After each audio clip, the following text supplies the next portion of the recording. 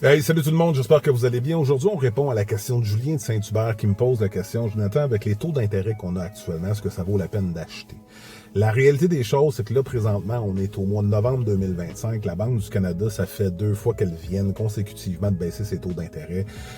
On est pas à ce que c'était dans la pandémie, puis ça faisait pas de sens non plus. Là. Fait que c'est des moments, il faut oublier là, les gens en 2020-2021, des taux pourcentage à 1% d'intérêt, ça n'existera probablement plus jamais, hormis une autre catastrophe. Fait que je dis ça sous toute réserve parce qu'on sait pas ce que l'avenir nous réserve, mais la réalité des choses, c'est que en ce moment, on a la Banque du Canada qui vient de baisser ses taux.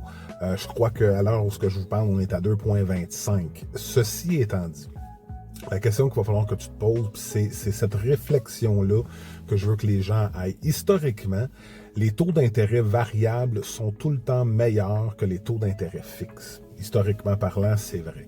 Mais historiquement parlant, on n'avait pas des taux d'intérêt aussi bas qu'aujourd'hui. Fait que si on avait, mettons, du 3,75 par la Banque du Canada, puis que là, rajoute à ça les taux des banques, fait que mettons qu'on tourne alentour du 5,5, mettons, ben les taux variables pouvaient être à du 4,80, 4,90, du 5. Fait que ça faisait du sens à ce moment-là, sauf que le danger avec un taux variable, c'est le changement du marché. Fait que dès que ça change, dès que la Banque du Canada éternue, ben à ce moment-là, toutes les banques réagissent.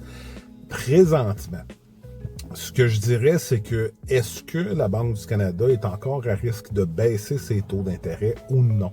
C'est cette réflexion-là qu'il faut avoir parce que si, mettons, on prendrait un taux variable 5 ans en ce moment, puis qu'on a puis là, je veux dire n'importe quoi, là, mettons, un taux fixe à 4,1, mettons, puis du taux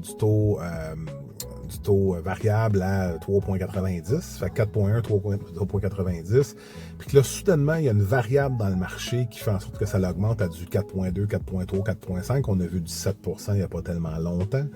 Bien, à ce moment-là, est-ce que tu vas être en mesure de pouvoir justement pallier à cette hausse d'intérêt-là? Parce que ça va vite, là. Le taux d'intérêt, dès que ça change moindrement un peu drastiquement, c'est des centaines de dollars que ça peut avoir comme incidence sur ton prêt hypothécaire. Fait que c'est cette réflexion-là. Fait que oui, c'est un très bon moment encore pour acheter parce que les taux d'intérêt sont bas. Est-ce qu'il faut toujours faire attention aussi? Puis, heureusement, là, les banques font ce qu'on appelle le stress test. Puis ça fait en sorte qu'on valide est-ce que tu es capable de payer avec un taux d'intérêt plus grand.